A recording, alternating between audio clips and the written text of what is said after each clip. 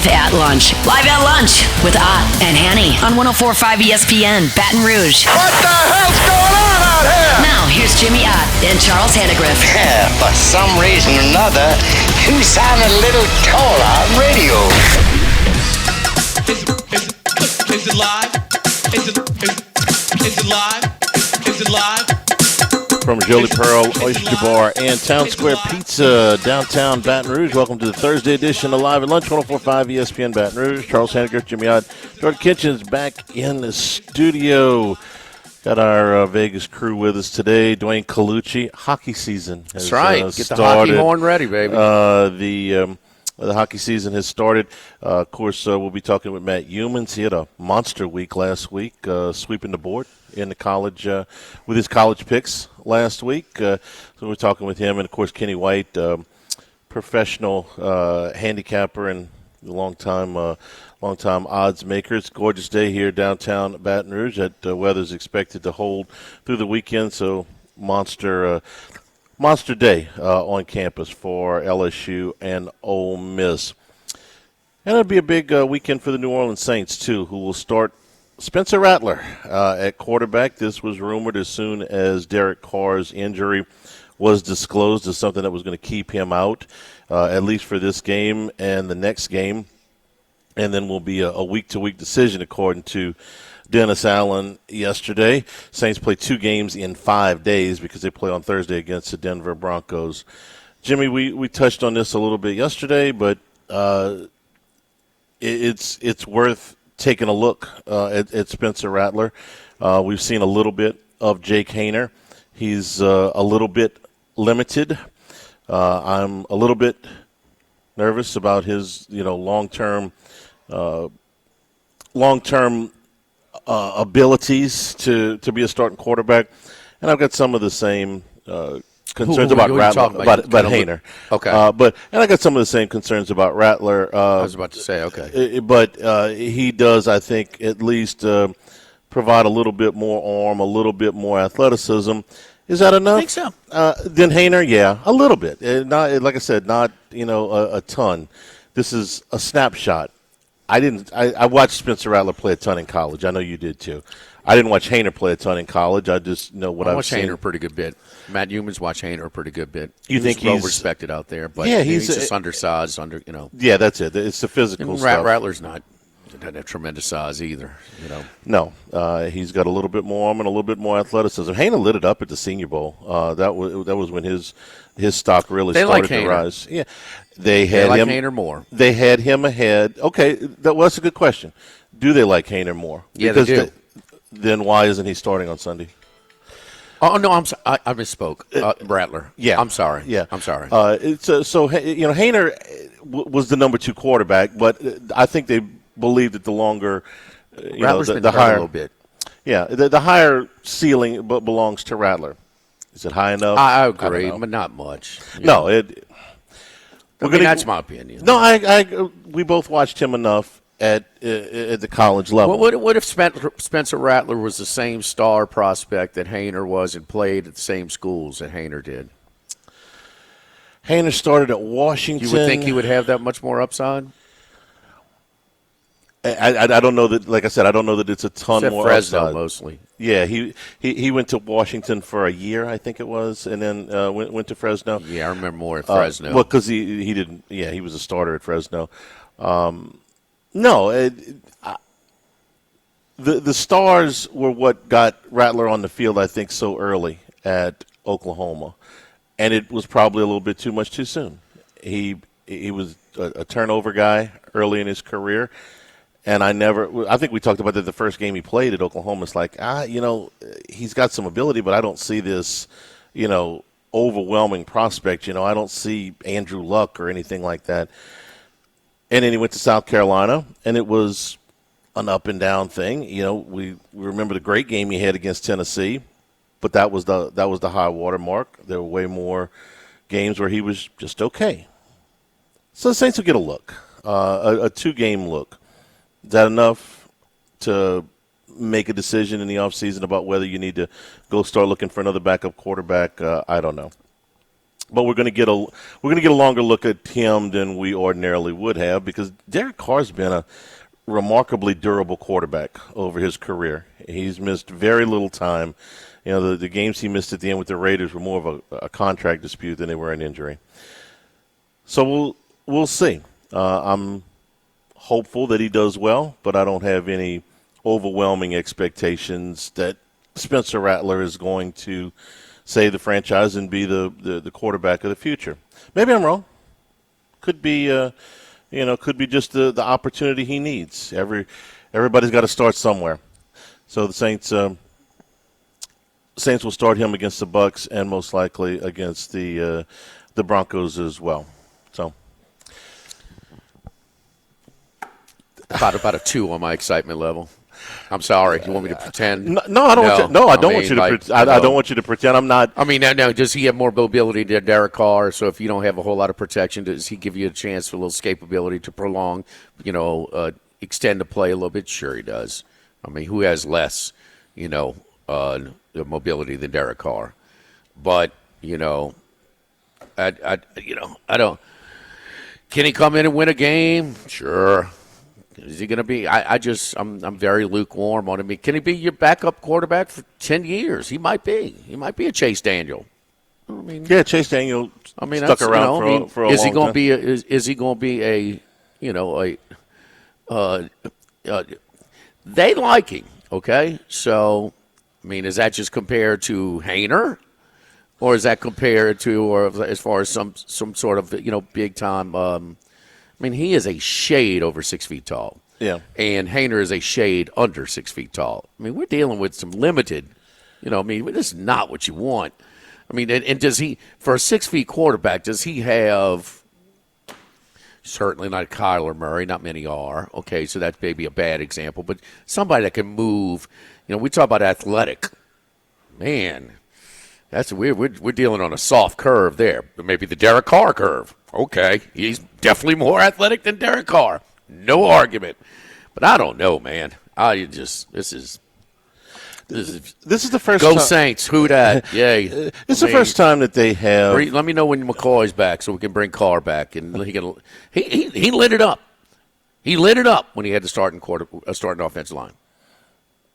Yeah, for 2 games. They were terrific. This is the first time the Saints have gone with a young quarterback in a very long time. They've chosen to go with the veteran backups pretty much since, really, at least since Sean Payton got there. Pick a team. Washington, the Raiders, these Broncos. He's one of those guys to me. Yeah. He's 6 feet tall. They could have brought in a veteran quarterback. There were any number of them on the street. They could have brought in a Marcus Mariota. They could have brought in a Taylor Heineke. They could have brought in a Jacoby Brissett. They could have, for that matter, they could have kept Jameis Winston if they'd have wanted to. They chose to go with a younger quarterback, and I'm fine with that. They could have signed Joe Flacco to be a backup quarterback, all of whom would probably give you a better chance to win 1 or 2 games, but none of whom are the long-term. Flacco's got, but Flacco not long ago was pretty damn bad with the Jets. Okay, I mean Flacco's been those guys that have all kinds of. I mean, how many career starts does Flacco have? I mean, he should be a way better option as a backup quarterback than Spencer Rattler. It depends. Sure. Yeah, for right now, it's what do you want out of your backup quarterback? Right. Do you want a stopgap? Or do you want to look at a guy that might be your long-term answer? If you're a team like Buffalo, you want a veteran because you're a playoff team. If you're Baltimore, if you're San Francisco, but if you're the Saints, is it worth stunning your development to band-aid it again with a veteran quarterback? They decided no. Like we talked about. For instance, I mean, what should an athletic, because we've thrown that word around a lot, what should an athletic quarterback run a 40 in? An athletic quarterback runs a 40 in. We're not talking about Lamar Jackson, not like an elite athlete, but just we're throwing around athletic. I've heard that a lot. You've used that term. I think he can run. I think he can run a little bit. What is an athletic quarterback? An athletic quarterback should probably be able to run in somewhere between 4.55 and 4.6. 4.95. He's a 4.95 guy. He looks faster than that to me. That's surprising. I thought he was a little bit faster than that. Maybe I'm just remembering So you got two ends of the spectrum as far as his supporting cast in his position to succeed in college, okay? He was at Oklahoma, and he started 17 games, played in 20. Yeah. 17 games, all right? He had a great start, 28 touchdowns to 7 interceptions 2020. 2021, 11-5, and they brought in Williams in the middle of the Texas game. Right. He brought him back, done. That's it. He was there. So 39-12 right there. And, that's is that system related? South Carolina 2 seasons where, okay, you're lower resource, maybe higher into the lower half, maybe, or kind of, I don't know, take your guess. If there's 14 teams at that time, what are they, 10, 11 in resources? Is that fair? Sure. Okay. He had 37 touchdown passes, 20 interceptions. That's a lot. 20 is a lot. So what we know that Lincoln Riley's always put his guys in position. So we kind of get a lukewarm. I just really wonder if he wasn't such the 5-star, if he was a walk-on at Fresno State, and we just looked at him. I don't know. My point is, he was an Elite 11 guy. Most of those guys aren't 6 feet tall and run a 4.9. They ain't many. No, there's not. They ain't many. Is he super athletic? Well, he can't be. He's not that fast. He's not that big. He's not that fast. He's got a decent arm. I think he can make the throws in the NFL level. He's not going to have better than average starting quarterback arm. But I'll give adequate arm. Is that fair? I think he's got a decent arm, my point is the measurable. Let's forget the 5-star because these aren't 5-star measurables. I never said anything about 5-star. Okay, you still want to? You described him as athletic several times. Okay, I thought he was more athletic than Derek Carr. Yes, he is. Who isn't? Okay, he's more athletic than Joe Flacco. But he's 22 years old too. 23 years old. No, so, but we throw around like athletic. He ain't going around and run no read option. He is going to be able to escape this pressure in this problem offensive line for the next 4 or 5 games without McCoy. Okay, he is. Derek Carr is, of the 32 starting quarterbacks, he's what, 29 in a mobility? He's near the bottom, right? Yeah. Okay. He doesn't run very much. I'm not saying when you got a banged up offensive line, could this guy be a better option? But the whole intrigue about the backup quarterback. It's curiosity. Let's see what this staff sees, okay? Let's see. The people are tired of the Derek Carr stuff. And maybe the one where he's backing up off, even when he's not pressured. He's backing up and throwing off his back foot right now. There was a play where they had the ball in the middle of the field where, you get hit enough, yeah, it's going to affect. Saban talked about affecting the quarterback, not the sack. It's not just the sack. And, you hit him enough, it's going to have a residual effect. I'm just, okay, it's going to be Spencer Rattler, then we saw Hayner, it's me Rattler, who next? Forkade, he got any eligibility left? I just think we're going to go down this line with these mediocre quarterbacks. When it's all said and done, when they show that list of the Washington quarterbacks or the Denver quarterbacks, I think that Rattler's going to be one of those guys. My expectations for him were very low, and you have managed to lower them even more. So they were low to start with. So we'll see on Sunday against Tampa. My air is out. I thought they had a shot. I really did. We sat here and debated: is it sustainable? Is it sustainable? And man, the opening drive. We were watching the Eagles game together, Beau Rivage, and I'm like, no. No. McCoy, really? No, and a paper thin. We knew that. This is not a super. This was you thought this was a roster that had a chance to be the worst record in the league. We had that conversation. Let me tell you something. The starting offensive line, I wasn't sure about those guys, much less the backups. No. Yeah. No. But we saw the starting offensive line. They for a were couple of games. very good for 2 games. Okay, Carolina's disgustingly bad. Right. But Dallas still they're a isn't. pro team. Yeah, and Dallas isn't. Okay, Dallas is not. Yeah. And, I mean, it was – and Kubiak, I mean, you got to have some pieces, You got to have some – and I just don't think until McCoy comes back that they have a chance on that offensive line. Not without McCoy and Ruiz and, I mean, the guy they brought in, Lemieux, who kind of held on a little bit. He wasn't awful, and then he goes down. I mean, they're on offensive linemen 9, 10, and 11 now. So, and the first 5 were talking to a guy, and not a big man. I made a bet on the Saints to win a Super Bowl. I was hoping because I said if there's a shot, I'll take 40-1. A shot. Yeah. Was there a shot? If they had stayed completely healthy the whole year, and injuries are part of football, but it's possible. It was possible. After the first how much has McCoy been hurt over his career? Not much. Not much. Not much. He's been a very durable guy. What, a groin or a hamstring? What's he have? No, it was it was a groin. Yeah, it was. But he had to have surgery on it. No, I know. Yeah, but this is more of a skill guy injury. Mm-hmm. Yeah. And you lose him, and you lose Ruiz, and you lose Carr. Carr's been a durable guy, so. You lose all of that, and it's very difficult to maintain some optimism. But we'll see Spencer Rattler make his first start on Sunday. Hey, look, the fan base is excited. Well, I hope they didn't listen to this. Well, I mean, but like Max is talking to me, man, I want to see Rattler. I said, well, come on, let's tell me why. And it's curiosity. Yeah, it's something different. That's what you want to see. And how many times the highly recruited – guy. How much did we want to see Jamarcus?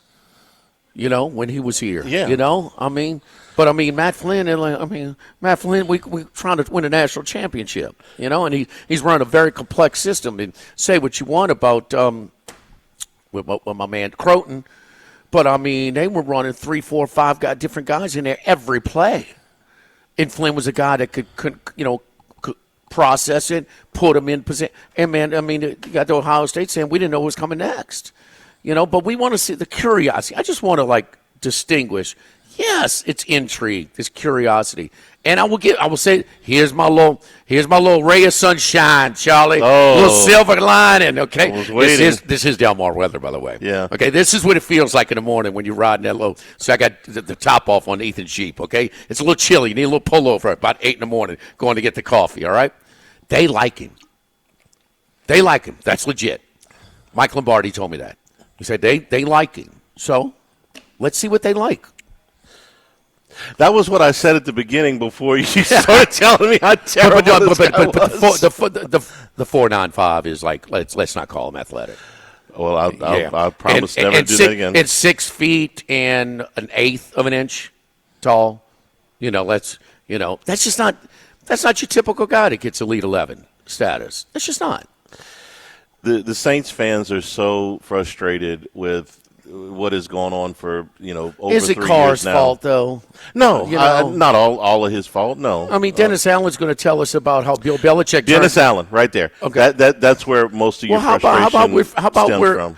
And the Saints fans should be irate about the GM insulting you.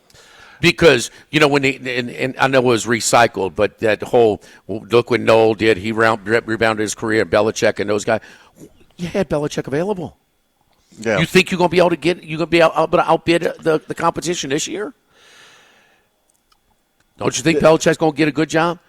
Yeah, but he's going to want to go to a contender. I think even if the Saints offered him more money, at this point, I don't think Belichick's chasing cash as much as he's chasing Shula's record and the chance to prove that he can win without Brady. So even if the Saints had more money, I don't think it would matter. He wanted the Atlanta job. They publicized that he wasn't in their top 3. Man, right. Bring him in. I will make sure I'll beat them. They said I'm not in their top 3. Yeah, he would have whooped their ass. No argument. Well, here's Jolie Pearl. What you run a 40 time in? Higher than 4.9. 4:95, the official time from the 2024 NFL Combine. We're live here at Jolie Pearl. And, Charlie, it's not too early because this is a very popular holiday party venue.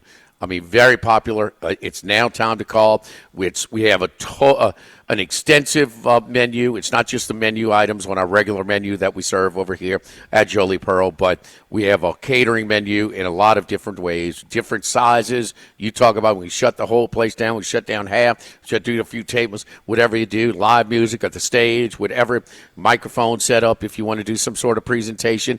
Now is the time to call and get the holiday parties over here at Jolie Pearl. And don't forget, we've got brunch. Weekend brunch is available over here at Jolie Pearl. You're coming in town for the LSU Ole Miss game, staying at the Watermark, staying at the Hilton, staying at Indigo, staying wherever, all of the major hotels downtown. You're a couple of minute walk over here to Jolie Pearl. So even on Sunday morning, you're looking for that brunch, man, walking, you can walk right over here to Jolie Pearl. Downtown, facing Town Square, which we have live after 5 tomorrow as well. Chloe Marie Band at 5 o'clock tomorrow afternoon. Blues, R&B, and Soul on for Live After 5.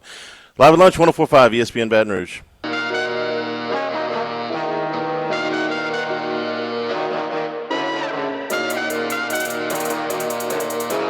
Live at lunch with Ott and Hanny from Jolie Pearl downtown, facing Town Square on 104.5 ESPN, Baton Rouge.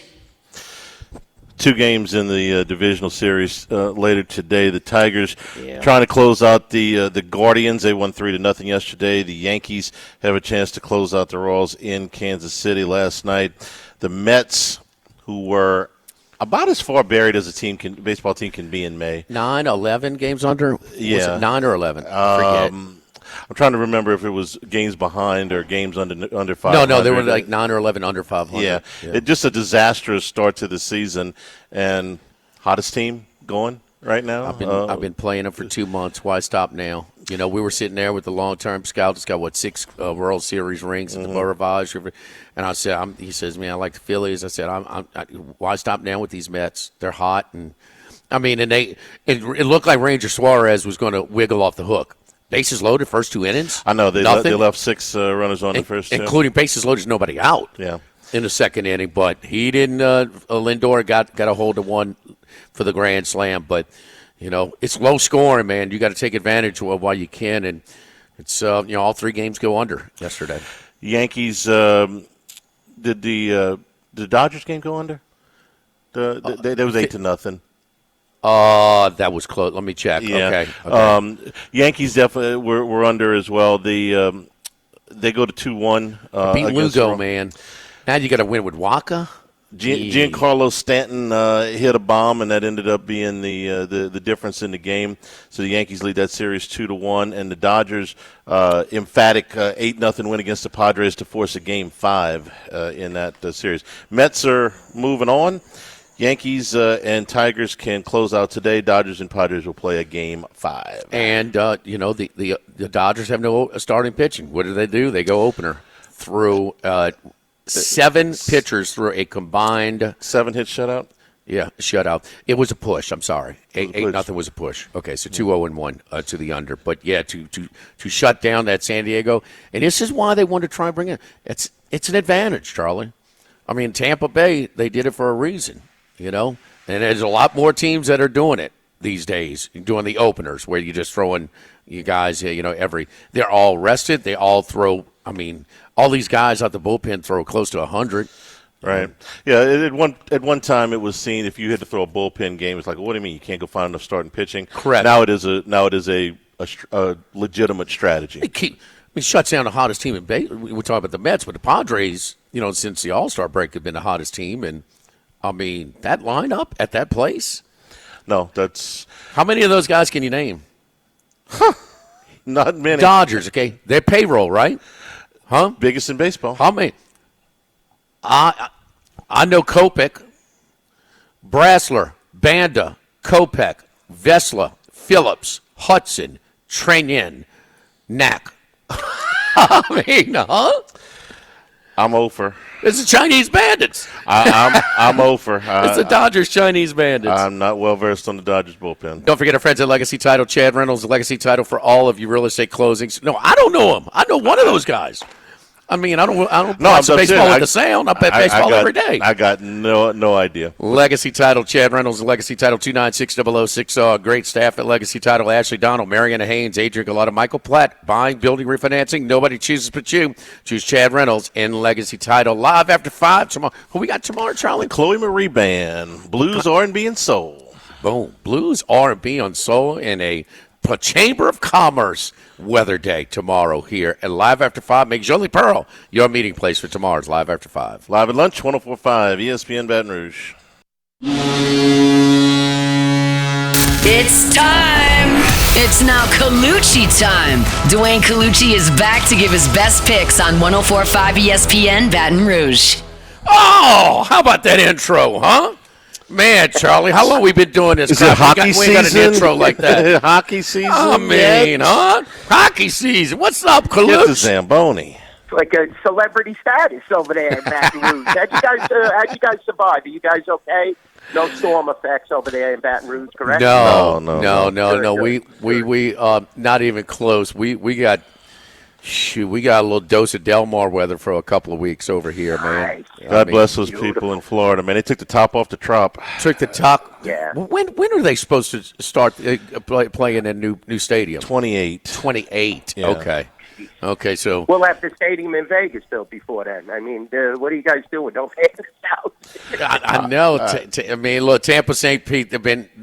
They've been longing for a new facility for a while. It's just taking some time. And you know where they're going to build the A's stadium? They blew up the Tropicana Tuesday night, Colucci? Yeah. Yeah. And let me tell you, that was a dust storm and a half. I tell you, they should have had some protection up there. Some of the neighboring hotels, it seemed like, just got, totally infiltrated with dust and debris. And, knowing how old those buildings are, I think they need to start doing a little better job of the implosion. I know everybody here in Vegas thinks it's so, fabulous, but they're all millennials and youngsters. I hate to see the old properties go. I remember when the Landmark went, DI, they did them all, at the Dunes. It's unbelievable how the landscape of Las Vegas and the Las Vegas Strip has changed. But, there was a complete dust storm for a good hour and a half that took over the city. So I didn't know that. The millennials, Gen Xers are into dust, huh?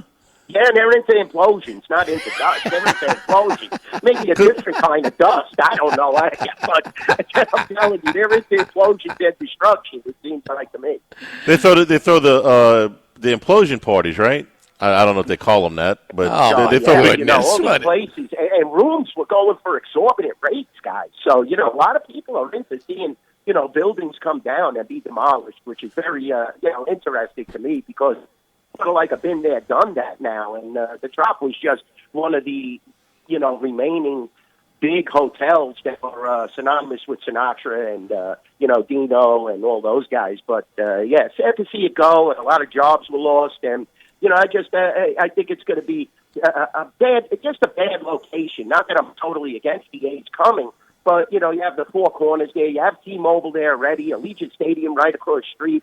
Now you're going to put the A's facility. It's just impacted into one small area, whereas Las Vegas is huge, and they could have definitely spread it out and put this stadium in a different area. All right, before we get caught up, but 9 games on the slate tonight on the ice, is that right? Yeah, ton of games. I'll be honest with you, ton of games. You have the Sabres returning from overseas. Montreal's playing on a back-to-back after a tremendous game against Toronto. Toronto's playing on a back-to-back. Very difficult to handicap a lot of these games. Last night, though, was definitely a telling tale because usually opening night, you don't buy much into guys. Last night, the Rangers really flexed. They showed that they're right there once again with a 6-0 victory.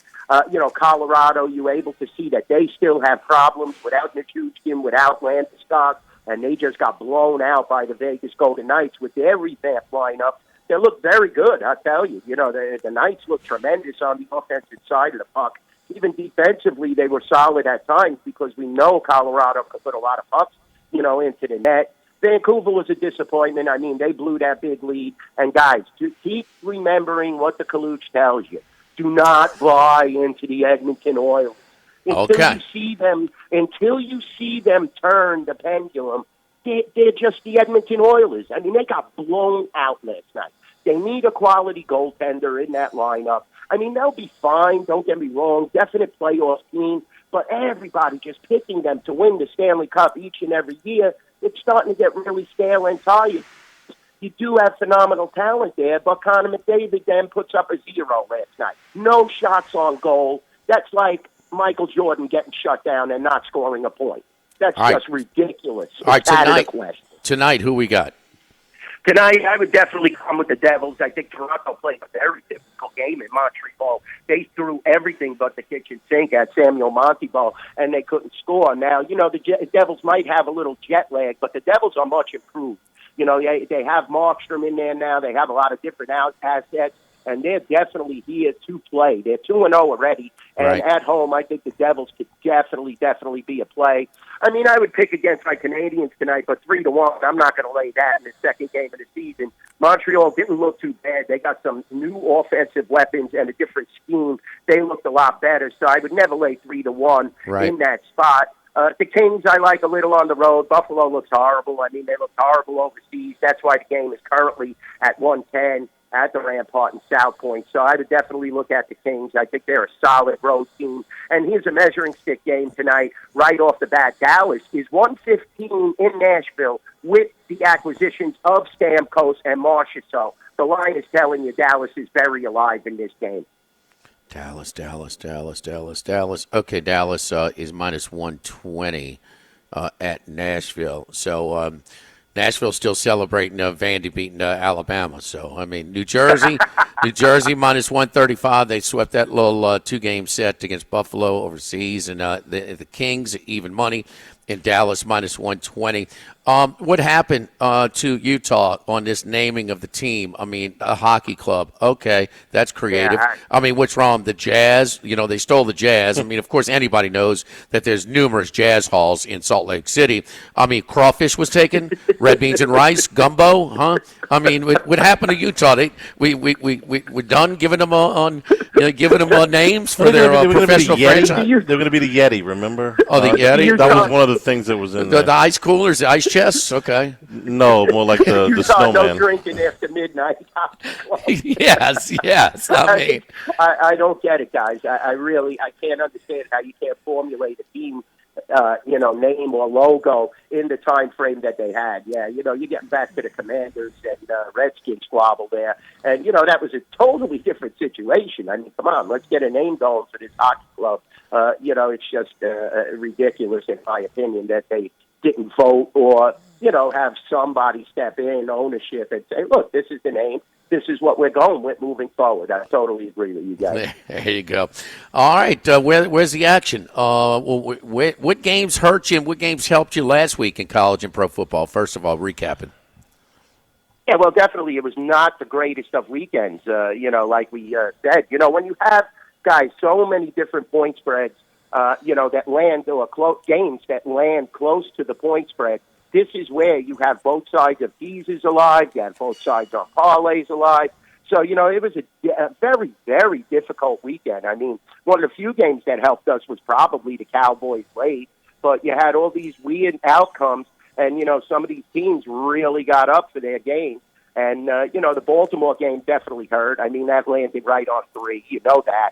People were actually backing the Bears this week. That one hurt. The overseas matchup, the Vikings, everybody is riding them because they're undefeated. So we didn't have the greatest weekends with the NFL, and the Jaden Daniels now measuring stick has come into play where everybody's flying on this kid and, acting like he is the second coming, and he looks like it. I mean, there's no incomplete pass.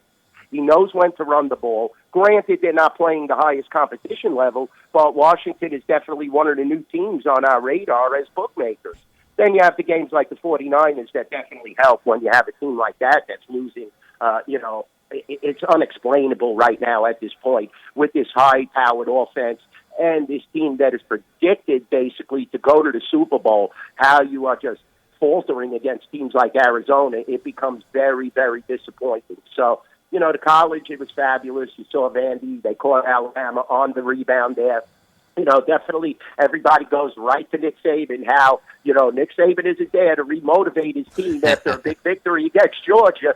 So, now you have coaches that are under the microscope. Ton of those big teams, though, got upset this week. So, it's going to be interesting to see how the playoff goes. We're going to be actually producing a playoff bowl card, and as well, a fantasy card that Chris Andrews will be putting out at the Rampart in the South Point, because now you have an open landscape, so many different teams with one loss, and they are all still alive in this playoff scenario. And you guys know, you live it in the SEC, when you still have Georgia, Bama, and all these teams still alive, it merits great handle. We're waiting to see who's going to lose next. But, it was a rough weekend. The books didn't do all that great this weekend, guys. I know one you had to win, though, was Friday night, though, Syracuse against UNLV. They had to be riding UNLV out there, huh? Yeah, there was some Syracuse money, though, and we knew that game was going to go over because there was, no defense basically played by both teams. A lot of people were riding, don't get me wrong, the Rebels. Everybody's waiting for them to make a bowl game, but, we had that total at 60.5, and they got 85 points, and it got bet up, that total. So, you also saw the point spread take a little hit. There was some Syracuse backers there, and then we got backdoored at the Rampart. We talked about that Oregon-Michigan State game. I had a gentleman come in and take 23.5, I believe it was, and then you score a meaningless field goal late in the game to make it for 31-7 to 31-10. So that was another game on Friday night that didn't come out in our favor. But, Houston did help. Nobody expects them to beat TCU. A lot of college games that were strange outcomes last weekend, guys. I know you could attest to that.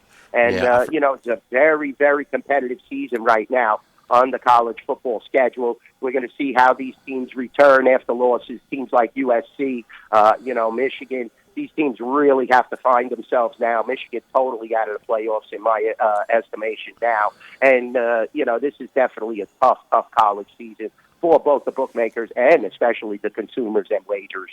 Hey, what's the odds on the Saints winning the Super Bowl? Charlie's looking to make a play. 58,001. How quick did that come back down to earth, gentlemen? You guys were bashing me. That was the best. Why do you think we were celebrating while we could? Okay. Just a few injuries, Colucci. We're changing quarterbacks now. Everything's going to be fine. I agree, Charlie. No, this is a big time. There's a big time talent. 6 feet, runs a 4.95, but he's the future. Hey, let me tell you, guys were very competitive with Carr. It's a shame to see him go down. You also lost some of them offensive linemen, so very understandable why the Saints have come back down to earth. I mean, that was an ultra-competitive game against the Eagles, and now when you have all those injuries, they definitely are under the microscope. I mean, now you're getting 3.5 at the Rampart in South Point from Tampa Bay at home, which is very interesting. Miss Gale is petitioning and see if we can get in the Cowboys division next year, play them more often. Yeah, we'd be a lot better. Play them more often. Exactly. You guys own us. It was just kind of a running joke, Colucci. The first for the entire summer and the month of August, anytime I said, the Saints, and Jimmy would just get this look like, I'd given him a glass of sour milk to down. And, so after they won 2 games, it was like, oh, happy days are here again. But we were measured. We were just giving you the business. No, I made a bet. I made a bet on the Saints to win the Super Bowl after 2-0. I sure did. Frame it. Not a big one. Not a big one, but well, they don't pay you after week 5. Let's put it that way, guys. Anything could happen. It's the NFL. You know how these games play. You want to buy my ticket? Okay. Discounted rates, I bet. You got the same record as the San Francisco 49ers, so that is true. I think there's more value with the Saints. Speaking of which, are they chasing the Niners tonight? Or Seattle losing at home? Of course they're chasing the Niners. Okay. I mean, the ticket count is, it's about close to 2-1, not just fair, but the money is 2-1. Yeah, they're definitely chasing, but Seattle sometimes gets up for these games. Gino knows what to do in these big, high-pressure situations, especially against San Francisco. Usually a lot of points these games are synonymous with. So, we're sitting at 49. We opened that game at 47.5. So we're taking some overaction. Very understandable. San Francisco needs to put the ball in the end zone to beat Seattle. You the man, Colucci. Very good. Very well done. Your Cowboys overcame 3 turnovers and a blocked field goal and still win. So, Tons of injuries, yeah. Yes. And Dak is playing well, guys. Don't kid yourself. He has no weapons. Cook is hurt. You have all that defense, hurt. He's definitely doing a good job, not a great job, but don't always pin it on that. And Jerry Jones made sure the official would overlook the pick play on the game-winning touchdown. So, everything's, he made sure he's taken care of. So he's got a stock. And did you know that you see that? The officials now got 1% ownership of the Cowboys. Is that right? And they get the stadium too? Chiefs, though, guys? How much ownership of the Chiefs do they have? That's the team. Oh, plenty. They just got Chiefs tickets. Those Chiefs get some calls, baby. They ain't no doubt. Follow Dwayne on Twitter at NYBookie Dwayne. Black and gold Super Bowl. Spencer Rattler. Here we come. Get ready. Get ready. The New Orleans Football Club. Yes. Super Bowl ain't here this year, though, guys. We're gonna have home field advantage in the Super Bowl, Charlie. There you go. got my room booked already down there. Thanks, Kaluch. Appreciate All it. right. Guys, thank you. All right, don't forget our friends over at Supreme Rice. What kind of this, huh? This is sewer rat special rice, huh? This is the low glycemic. The low glycemic long grain rice. You get it now. It's all in all of the stores, and it is very popular and for diabetics. Okay. Because of I'm not going to give you all of the medical terms, but in how your sugar is processed. So for diabetics, the Low Glow is the way to go. And those who walk around the block a couple of times a day can get the parboil rice, okay? The parboil rice is available. You're trying to get the boil your rice or in the steamer and things like that, and you just can't get that restaurant quality rice. You got to try the parboil rice. You will get it. It's moving quickly, too, since we put it on the shelves. Been there for a few months now. The parboil rice from Supreme Rice. Get that restaurant-style rice when you cook your rice at home. Live at Jolie Pearl and Town Square Pizza, live at lunch, 104.5 ESPN Baton Rouge.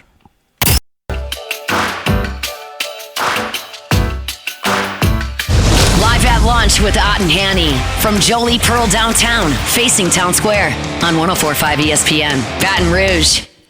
Live After 5 returns tomorrow afternoon. The Chloe Marie Band, blues, R&B, and soul, 5 o'clock tomorrow afternoon. And when they're done, Charlie, Box and Kevin will be on the lawn, so we're going to continue it, extend it into the night. We also have Parish Brewing tasting over here at Jolie Pearl tomorrow. So all kinds of festivities. And don't forget, again, Ole Miss LSU fans staying downtown at any of the major hotels. Short walk over here to Jolie Pearl. And even if you get up on game day on Saturday or after the game, after all day, on Sunday, Jolie Pearl brunch. Brunch is available Saturday and Sunday. So we've got oysters, apps, different entrees like the fried oyster Benny, the banana Foster French toast, shrimp and grits, and other brunch items. Saturday and Sunday over here available, our brunch menu this weekend at Jolie Pearl. All right, Matt Humans will be with us in the next hour. Kenny White will be with us in the next hour. We'll have picks for the weekend. Humans was our hottest college handicapper. 9 out of 10 last 2 weeks. Yeah, we're going to see what he thinks when we come back here. Jolie Pearl and Town Square Pizza, live at lunch, 104.5 ESPN Baton Rouge.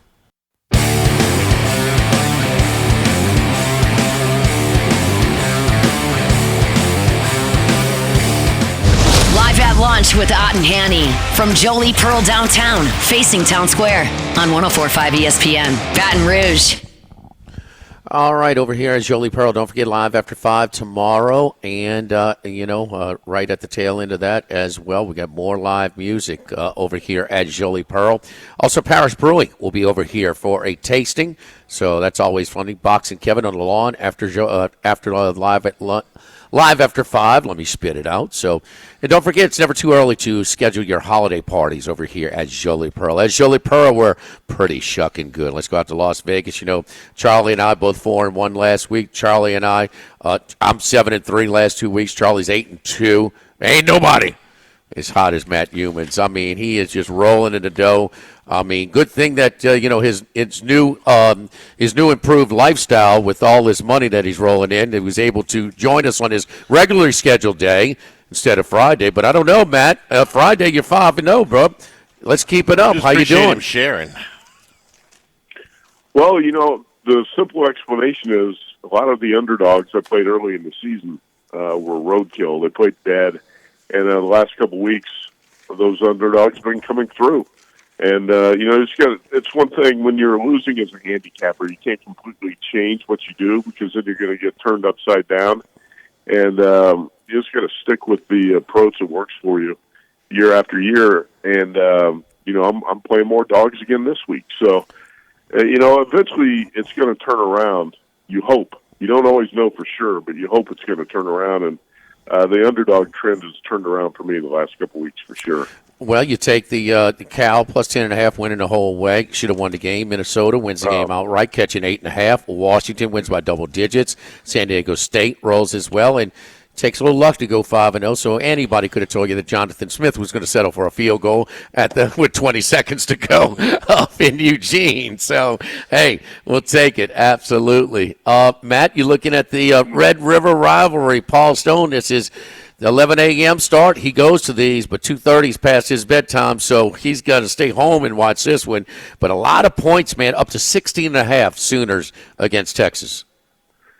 I have a lot of respect for Paul Stone as a handicapper, but I don't really put a lot of stock in what he says on the Texas games because he's usually anti-Texas. He's a fan, he's a Texas graduate, and he's always skeptical about the Longhorns. So, it's funny. A lot of fans are more skeptical about their team than they are supportive. As handicappers, we're objective. We're not cheerleaders, right? So I actually expected Paul Stone to come in on Texas, against Texas on this game. No, he's got Oklahoma. Okay, that's right, yeah. Yeah, against Texas on this game. And I'm on the Sooners too here, taking 14.5. In the last 10 meetings in this rivalry, the Sooners are 7-3, only one loss by more than 7 points. But more importantly in this matchup, Quinn Ewers is likely to come back at quarterback. And Arch Manning played well in his absence, but Ewers has been out with an oblique injury since September 14th. We're talking about a month he's been out, and this Oklahoma defense is legit. I know Michael Hawkins Jr., the freshman quarterback, is kind of a mystery at this point, but I think the Oklahoma D is what's going to keep him in this game, and Ewers out a month is probably not going to step right back in and be in a groove like he was before. And let's face it, too, Texas has played, other than the game at Michigan, Texas has played a really weak schedule up to this point, and the Wolverines are not that good either. So I think this is going to be a test here, and you lay more than 2 touchdowns in a rivalry game. I think you have to give the dog a serious look here. On cue, huh? Speaking of, people that are a little bit skeptical about their alma mater, I give you Ole Miss is better than LSU. Lane Kiffin, we had this discussion at Del Mar. Man, I'm sorry, but this is year 3 for Brian Kelly. Ole Miss ain't never done crap, okay? And Brian Kelly's in year 3. They've won the last 3 coaches in Baton Rouge won national championships. We should be underdog to the Runts. You like the Tigers as a home dog this week, Matt? I don't like this LSU team all that much, I have to be honest. And but the situational setup here, but it just points to LSU. It's so strong that I had to play it because the Rebels are playing back-to-back road games, and obviously they flunked their first serious test of the season against Kentucky a couple weeks ago. And Brian Kelly's had a bye week to prepare for this game. So you got a road favorite on the road for back-to-back weeks and a home dog with a week to prep and with a week to prepare. Brian Kelly's usually really good in these situations. If he flops in this situation, then I'm done with Brian Kelly. But I got to tell you, the setup's too good here for LSU. Garrett Nussmeier, it's been pretty good so far, about 70% completions, 15 touchdowns, and not many negative plays. He's taken only 2 sacks all season. And if you throw out the Alabama games, so aside from Alabama, LSU is 7-2 in its last 9 as a home dog. So I'm taking 3.5 here. I thought this number was a little high. Should be more like a Ole Miss 1 or a pick'em game, in my opinion. All right, so LSU plus 3 in that one. Let's go out to the West Coast. UCLA, I'm trying to find them on my damn thing. Who we got? Who the Bruins? Who the Bruins got with? Jimmy, your preparation is second to none. Yeah, no problem. But you know, it is Minnesota coming off the big win. There you go. Still popping champagne, rowing the boat. The boat is full of champagne this week. UCLA is a 5-point home dog to the Gophers. And, that was a big win for Minnesota last week. I'm still not sure the Gophers deserved it. Did you guys see the quarterback sneak by Max Brosmer for Minnesota that was not ruled a touchdown initially, and then when the play was reviewed, it was called a touchdown by the booth? Did you guys happen to see the replay? I never got a good look at it. I saw it from a distance. I know it was on fourth down. It was just a huge gamble on Minnesota's part because if they missed there, with 56 seconds. That was the one they went for on 4th and 1 with the game time? 56 seconds to go, yeah. Okay.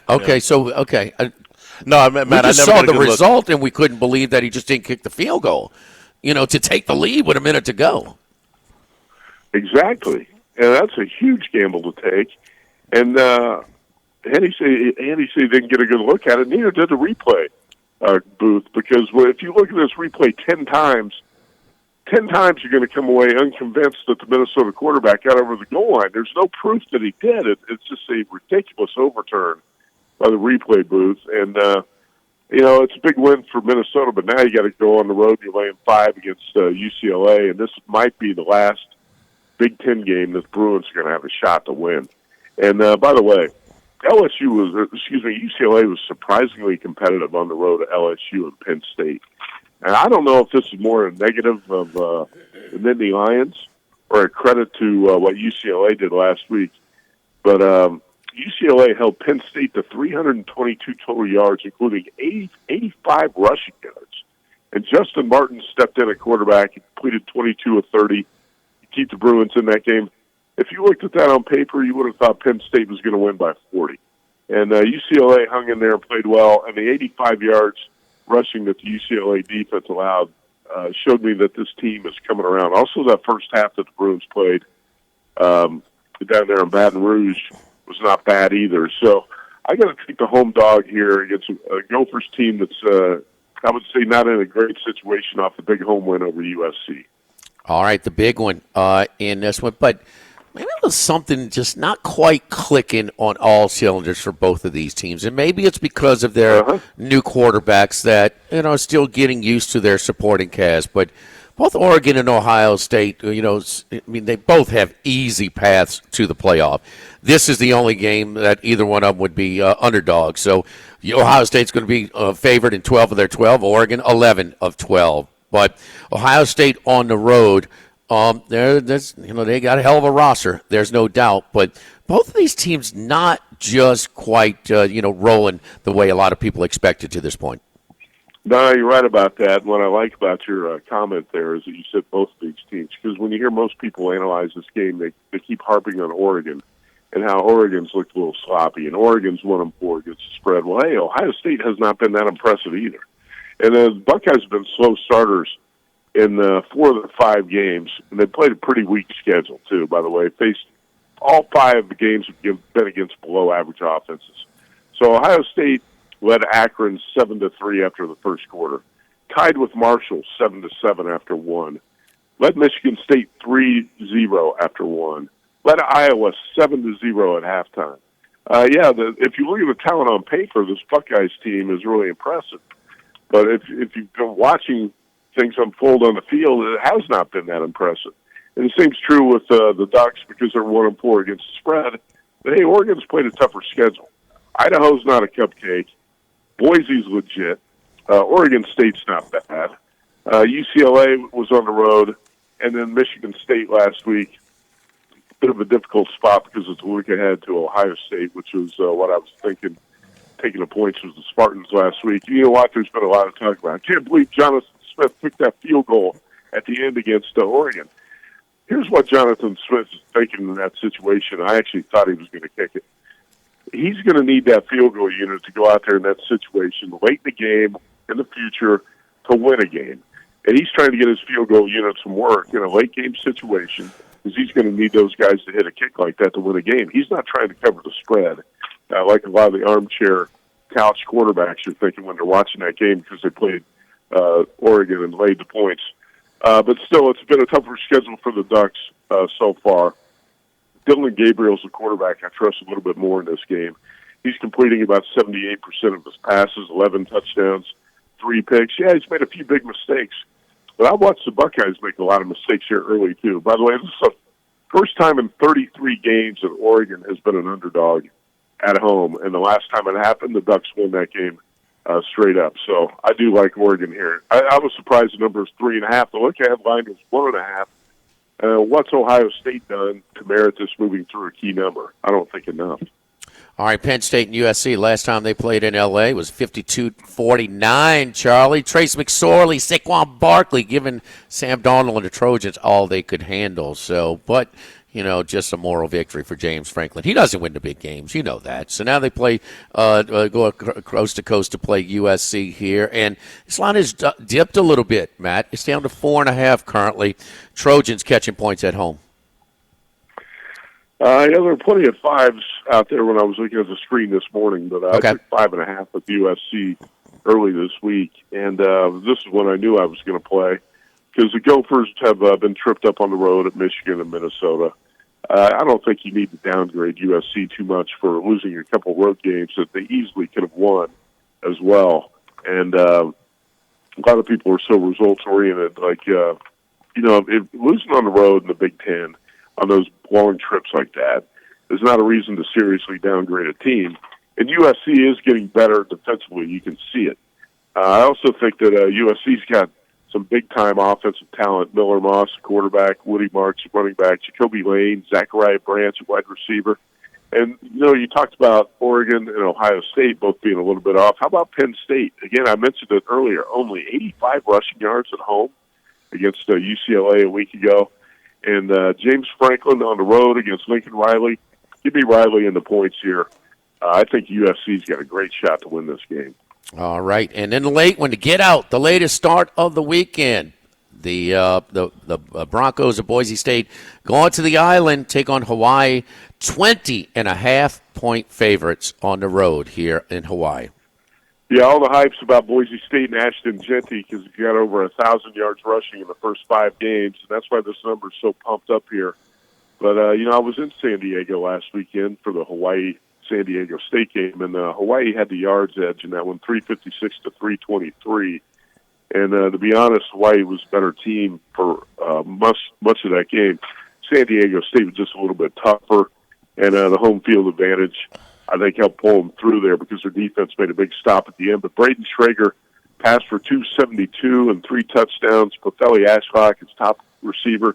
It's a really strong combination. I think they can move the ball on this Boise defense. Hey, aside from the Oregon game, Broncos have faced a pretty weak schedule.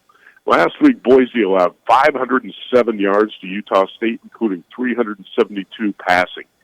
Some crazy things can happen on the island in those late-night games. I think this number is a little bit too inflated. I took Hawaii plus 21. Matt, did you have a problem picking out a good seat at Snapdragon for the Hawaii-San Diego State game?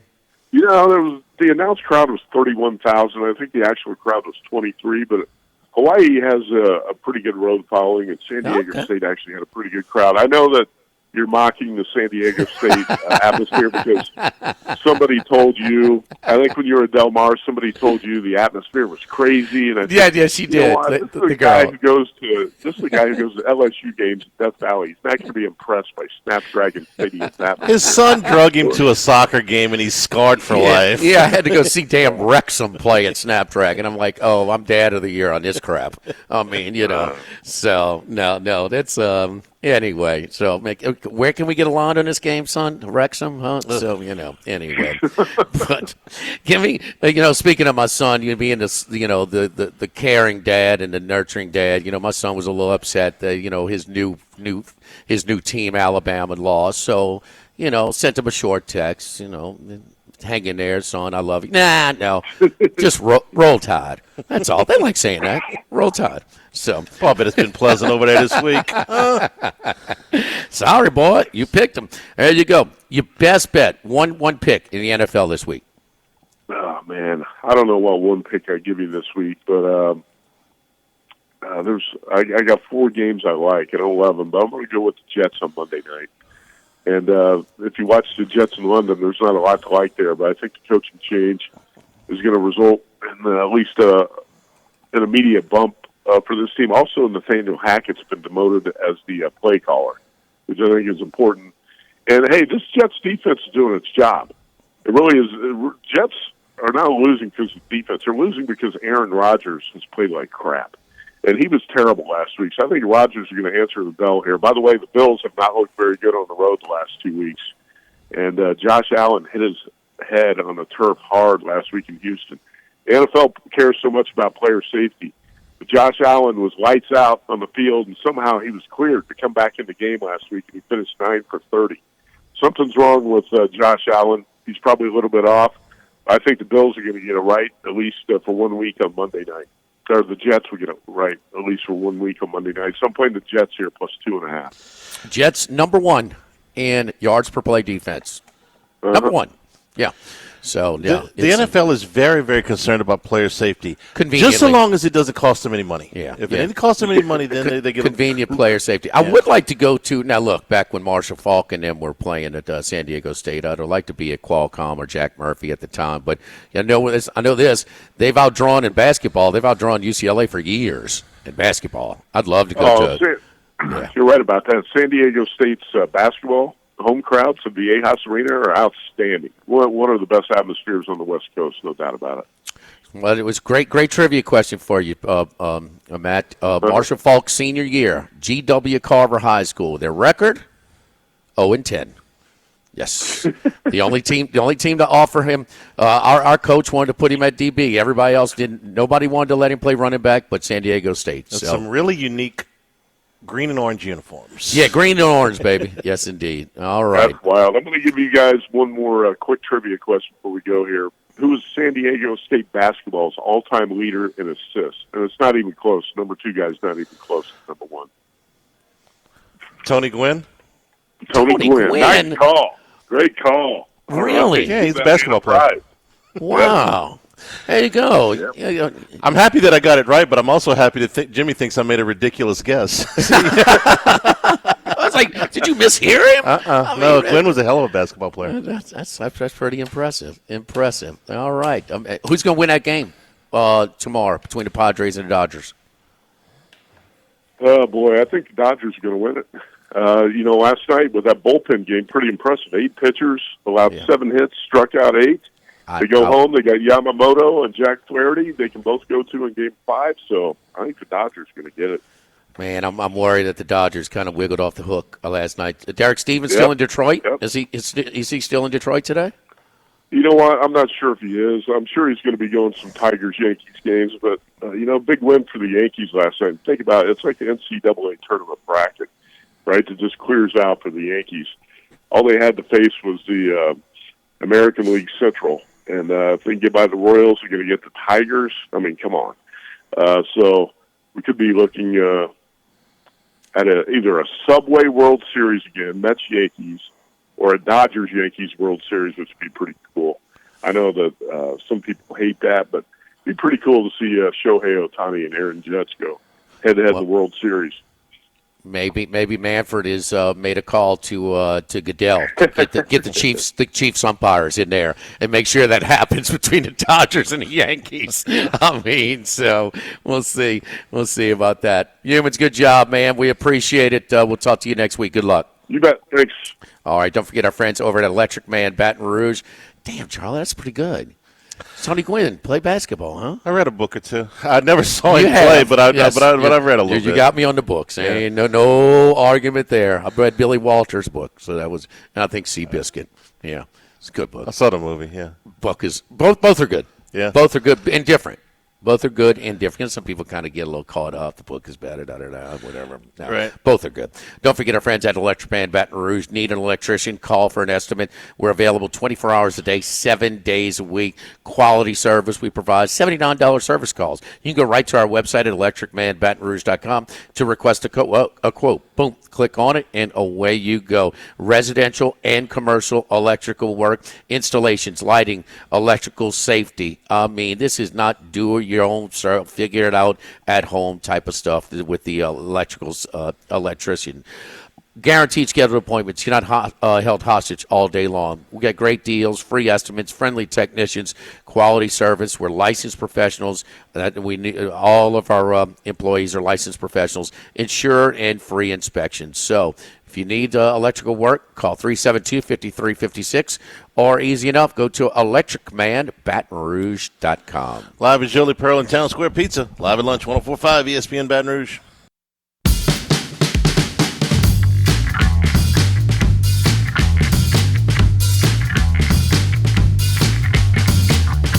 Live at lunch with Ott and Hanny from Jolie Pearl downtown, facing Town Square on 104.5 ESPN Baton Rouge. Breaking news, Jimmy. This is huge story out of Austin, Texas. Quinn Ewers is going to start at quarterback for the Longhorns. Really? Yeah. Steve Sarkisian made that announcement this morning. I really think there's some value. There's a value. I mean, you got to take a quarterback. It's been a quarterback award. It can be something. And listen, I just don't think that Colorado's going to win enough games for Travis Hunter. I mean, they'd have to win 9 games. Can they win 9 games? They can, but will they? Probably not. They've already won 2 I didn't think that they would win. I didn't think they'd beat Baylor, and I didn't think they'd beat UCF. So they're 2 ahead of my curve right now. But no, 9 wins. Well, there's a lot of 50-50 games. When you watch in the second half or the fourth quarter, you're going to think, but they were still a double-digit favorite in that game. They're one game better than what they should be right now. Okay. You know, I mean, they should have lost the way the game unfolded. They're very lucky. But we'll see. That's a big one. I mean, you know, if they beat Kansas State, his odds, he might be the favorite. But Ewers has the platform. Ewers plays the position. His team is going to win. The league made sure of that. They beat 2024 Michigan. 2024 Michigan's going to have half the wins as 2023 Michigan. They won 15 last year. They're going 7 or 8 this year. And it caught them early before they could try and figure out the best way to go about this thing for them. I mean, it is so laid out for them. You know, say what you want. Yes, Vanderbilt's tougher than they thought. But when you got Vandy as one of your road games, a neutral site game is one of your road conference games, this is a favorable schedule. It may come down to that A&M Texas game at the end. You know, A&M is Elko's doing his thing. You know, I mean, no gimmicks, no flash, but just pure substance of blocking and tackling. If Ewers is going to win the Heisman, 20-1. I didn't check. Yeah. Okay, 20-1. He will put himself in position over the next 2 weeks. Oklahoma and Georgia. Here is your stage. Okay, these stages are big enough, even with Oklahoma not being quite as good, to overcome having missed 2 games. If you play big in these 2 games, then you will put yourself into the mix, and then you can finish it off with a win against Texas A&M. But to put himself in position, he's got to have big games the next 2 weeks. I don't think he can just have average games the next 2 weeks and put himself in with what's left on their schedule. Well, he can sleepwalk through this one and they'll be fine. I mean, this is an Oklahoma team that they can win, but got out first down 26-11 by Auburn, who were you got. I mean, okay, Georgia, they cannot win unless he has a big game. They can't win. They can't beat Georgia without him playing well. And I think Georgia, because I think they're going to be better for the game that they had at Alabama. But I agree with you as far as Texas winning the game, but I don't think he can win the Heisman if he goes out and averages 250 yards in the next 2 weeks. You know, 20-1, Charlie. He's not 6-5. No, I would take a shot. Yeah. I'm just saying that if who's another 20-1 that you like on the board? Nobody that comes to mind. Is Beck's about that? Do you think Beck can go to Austin and give them their first loss and throw for 350 and 3 TDs? Beck will have that same stage, and then they play Ole Miss later. They play Tennessee, you know. So Jonte don't have that. Who's his profile game? You know the it was Oregon. Yeah, well, it was Oregon. How many watch that? Yeah, no, I'm with you on him. I don't think he will win it. I think he'll have a great year and be an All-American. It's going to take Ewers not to beat Georgia, and he falls back, and then maybe Carson Beck has another loss to a nondescript team. You know, something like that. I mean, maybe Tennessee or something. You know, Jonte has to win by default. When is the last time the Heisman Trophy's been decided in mid-October? Never. Yes, exactly. Not in my lifetime, Yeah. anyway. Yeah. No. They. But again, I think Ewers, to put himself in position, the next 2 weeks will tell a tale with that. Well, they're 16-point favorites this week, and it's going to be close to a pick-em the following week. You ain't going. You put those two together, you ain't getting paid 20-1. Ewers is quarterback. I don't dislike you. I think he's going to be fine with the games missed. I think he's fallen off because he missed the games. I think he's going to be fine. He's got more than enough games. He didn't lose any stage. Mississippi State was not a stage. There was a Renowin, not a stage. So, Texas, San Antonio, the game, no, he's fine. Really, he's a starter. Yeah. Beck is 20-1. That would be worth. I think either one of those in the same kind of. How about 20-1 on Klubnik? No. Okay. No stages. They got to vote before the champ. Yeah. Okay, he's had one game against Miami or SMU in his championship. No.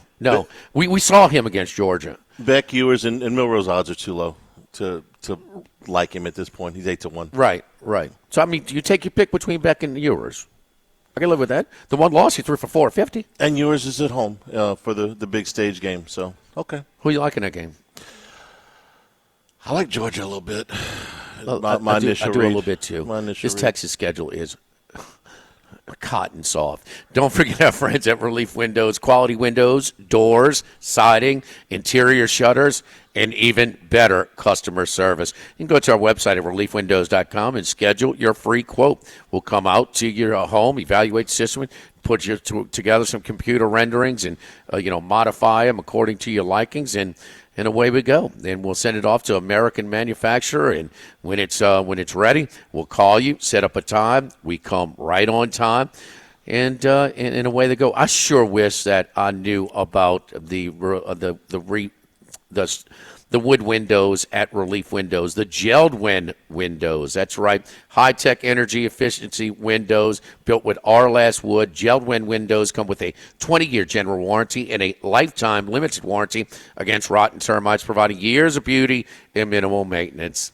I would not be replacing my windows, about 12, 15 years into my home if I had them with the original construction of my home. Call about our wood windows, our gelled windows from Relief Windows, 230-5652 and reliefwindows.com. Where's Jolie Pearl? Jolie Pearl live after 5 tomorrow. And as that is kind of winding up, we'll have Box and Kevin on our front lawn. So back-to-back. The weather is absolutely gorgeous for today and for tomorrow. And if you're staying downtown to any of the major hotel, man, a short walk over here to Jolie Pearl. Brunch is available both Saturday and Sunday here at Jolie Pearl. Live at lunch, 104.5 ESPN Baton Rouge. Live at lunch. The Thibodaux store, 900 St. Patrick Highway in Thibodaux. You're making some repairs around the house, things that you can do yourself with just a little bit of guidance. Maybe you're replacing a light fixture. Maybe you got to pull a little small piece of concrete. Maybe you're doing some painting. Let the experts at the Thibodaux store walk you through it. They'll take your time out to analyze your project. That way, you're not going to waste time. You're not going to waste money. And listen, we're not all contractors. We don't know exactly how to proceed in some of these cases. That's why this expert instruction will save you time and save you money. So, hand tools, power tools, plumbing supplies, electrical supplies, lumber, which can be delivered from the Pierreport store, their sister property, and then lots of grills. If you're doing some cooking, the Big Green Egg cookers are available there too. Crawfish and jambalaya pods, Cypress furniture, and a ton of fishing gear if you're heading down to the coast. 900 St. Patrick Highway in Thibodaux, and online it's ThibodauxStore.com.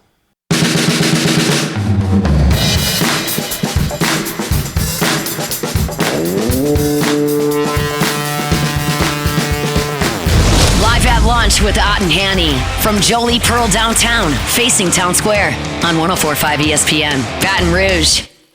right next to Town Square Pizza. Come on over and get a slice, get a little mini pizza to go. And when I say mini, it's really not doing it justice, because what you're going to get is a very, very generous portion. You're going to get it in a reasonable amount of time. If you're working downtown, you got a limited amount of time for lunch, pop on in and make it from scratch there right in front of you. Delicious square pizza here at Town Square Pizza. Build it yourself at Town Square Pizza. All right, let's go out to Las Vegas. Kenny White with us each and every Thursday at this time. Get to his top 3 college picks and his top pro pick. Before we do that, we talked about the news at the top, and I was lukewarm at best as far as the option to go to Spencer Rattler. But, Kenny, you kind of sent me a screenshot of your quarterback breakdown. Kind of fill in our audience what you were looking at as far as the quarterback breakdown and how this switch at starter due to Carr's injury may play out. Yeah, Jimmy, thank you, and thanks for having me on the show. I've been an odds maker for over 40 years. I learned the business on my dad's knee as a kid, and he invented player power ratings in the 70s.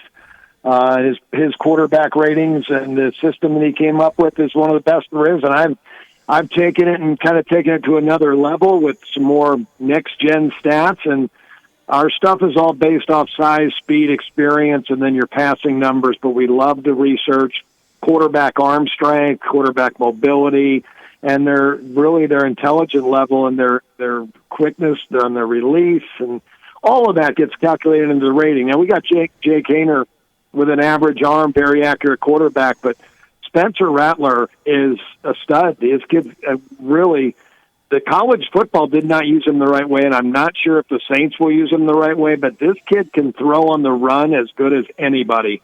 So he's got a very quick release, very strong arm. He's accurate, and he's a mobile quarterback. He just doesn't have the experience yet. Derek Carr, with his time in the league and experience, it is going to be a 3-point drop-off to the betting line, which gives you that much less of a chance to win a football game. So a shame that a great start to the season has kind of gone backwards a little bit. Now without Derek Carr, you're missing a big piece. But I think you're going to be very surprised with Spencer Rattler. And again, he's an inexperienced guy. You got to give him a little bit of a break. But I think he could be a heck of an NFL quarterback. Kenny, you were on with Buddy D for a long, long time, and boy, he used to love to play against when the centers went out. And the opening drive against Philadelphia, McCoy, the most experienced and probably the best, and also what he means to the rest, of that offensive line. That was a huge blow, and not sure if they have. I think maybe against Atlanta, who doesn't pack much of a whole lot of rush on the quarterback defensively. That may have masked it for a week, but I mean, against Kansas City and Philadelphia, they barely had 200 yards offense. Yeah, it's a shame after the start to the season. You're right, and the offensive line's a big key. Football is a game that is won in the trenches, so you have to have a good O-line, and you've got to have a great defensive line. Their O-line's got outstanding players on it, but Ramczyk, with the knee injury, really hurts being out, and then you lose your center. And Buddy D's right. The center is the captain of the line, and you can look through every team in my book probably, and the best teams probably have the best centers, and the weakest teams probably have inexperienced centers.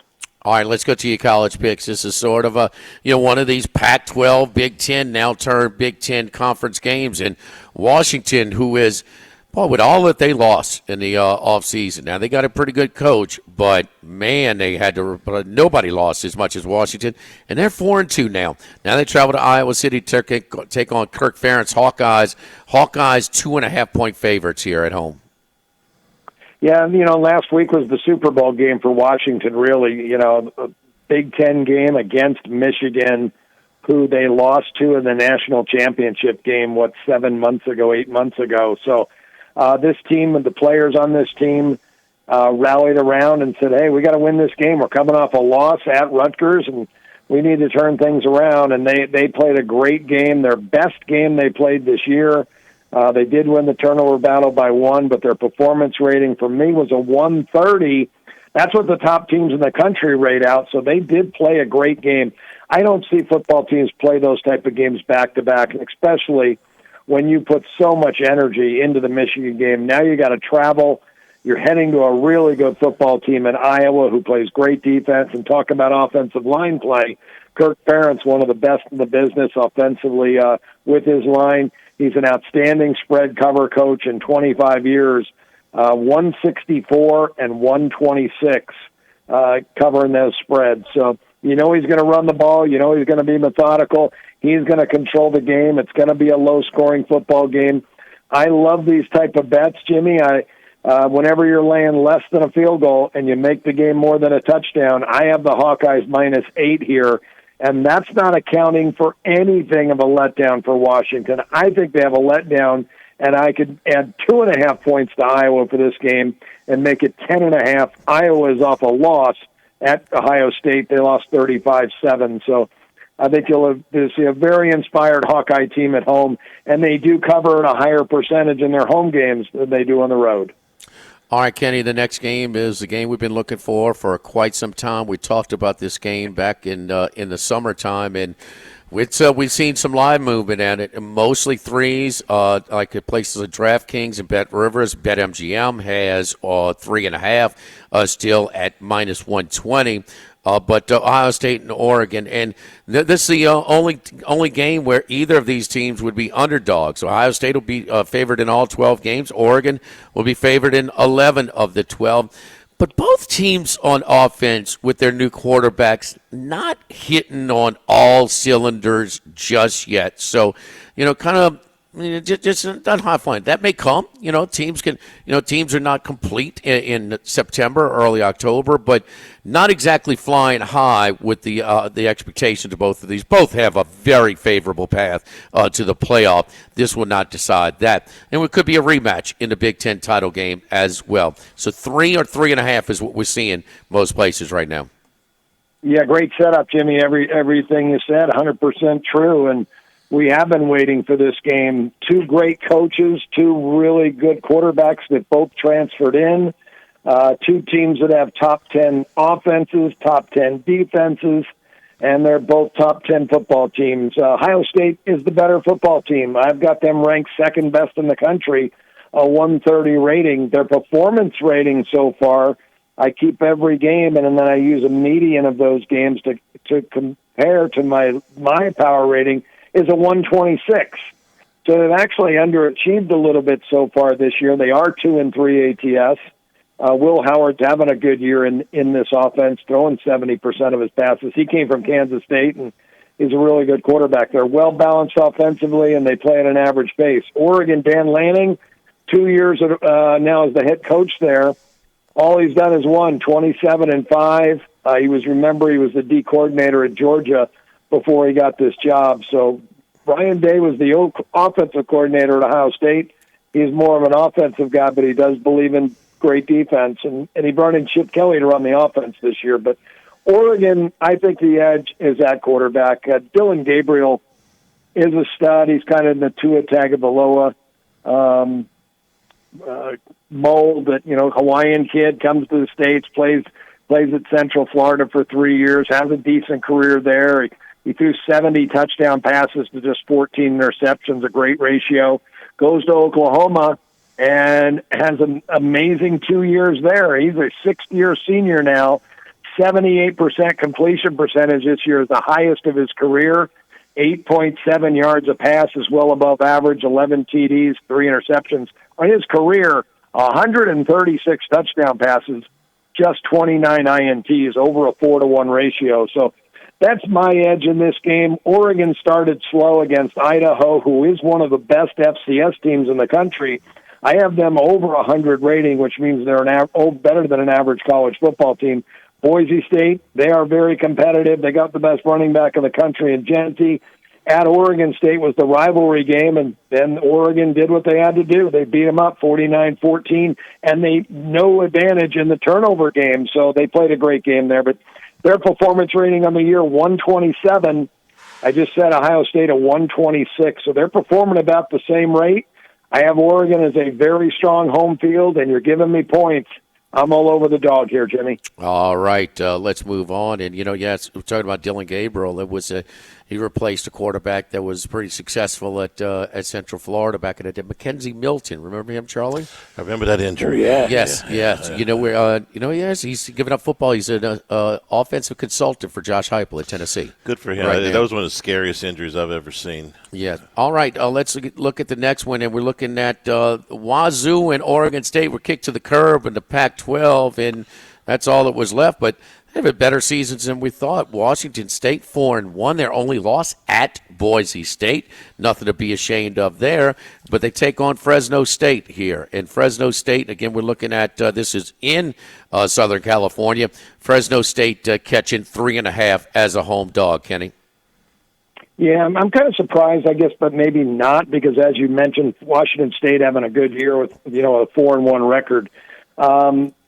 Looking at the Portland State, the first game, very weak team. Second game, Texas Tech, a good ball club, but they won the turnover battle, +3 in that game.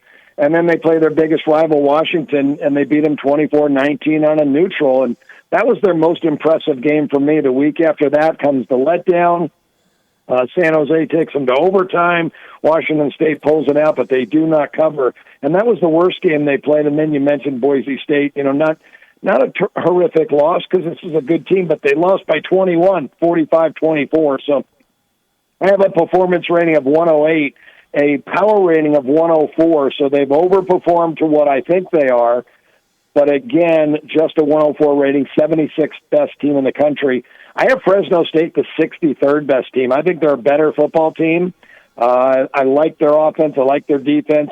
Mikey Keene, their quarterback, another Central Florida kid. Outstanding career there, and he put up really good numbers last year. 67% completions, 8.1 yards a pass.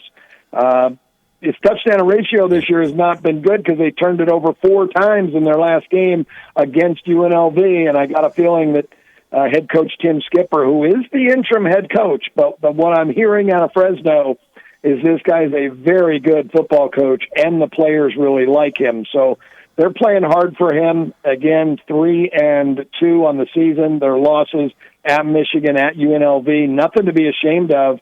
2 top 25 teams. I don't think Washington State's a top 25. This is a big game for a Mountain West Conference team playing one of the 2 leftovers from the Pac-12. So I made Fresno a 7.5-point favorite here, and we're taking 3.5 with the Bulldogs. This is one of my better plays for the weekend. All right, Kenny, we're up against the clock here, but your NFL pick, again, Titans at home, -1 against the Indianapolis Colts. Yeah, again, another team. I think the better team, Tennessee. They turned it over. They lost the turnover battle by 7 their first 3 games of the year. Their performance rating has been 15 points higher than Indianapolis. They're off a bye week, extra time to prepare. We don't know if we're getting Richardson or Flacco. Will Levis has great weapons. Tony Pollard at running back, Calvin Ridley, Tyler Boyd, Deontay Hopkins, and their tight end, Shigi Kankwa, who is another solid player. So I like this Tennessee team. Again, cheap price, laying 1. I made it 4.5. All right, KennyWhiteSports.com. You've already found all of his stuff and all different levels of subscriptions there. He's been doing it for a long, long time. Kenny, great stuff, man. We appreciate it. Good luck this weekend. We'll talk to you next week. Thank you, Jimmy. Thanks for having me on the show, and best of luck to everybody this week. Live at Julie Pearl and Town Square Pizza, live at lunch, 104.5 ESPN Baton Rouge.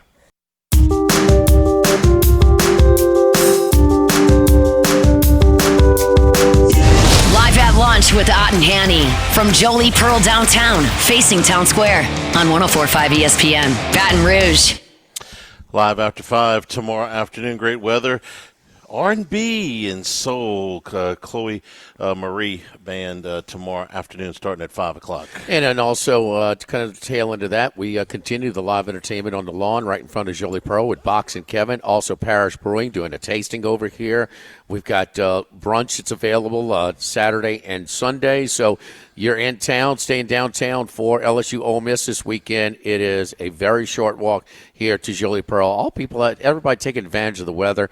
All kinds of tables outside eating at Town Square Pizza, and man, that's grab and go for the music as well. So you kind of grab your pizza and you go sit out and watch the music out on the lawn. But live after 1 week hiatus, little bye week. They took a little.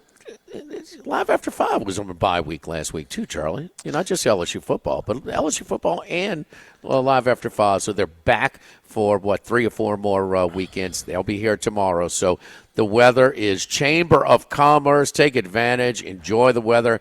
Eat outside. They get outside dining available at Jolie Pearl and Town Square Pizza for Live After 5 and for all through the weekend. Tomorrow, Log of the Week Friday, Tex Morris at Edward Jones Investments from Rufino's. We start at 10 a.m. Richard Dixon is back with us. We'll be doing a breakdown of LSU and Ole Miss. Mincy? Mincy's coming for 11 o'clock. Tomorrow, and lots of picks for this weekend's game. We hope that you can join us tomorrow. Again, we start at 10 a.m. For Jimmy Ott, Jordan Kinch back in the studio. I'm Charles Hanniger saying thank you and good afternoon. Stay tuned for Hunt Palmer on 104.5 ESPN Baton Rouge.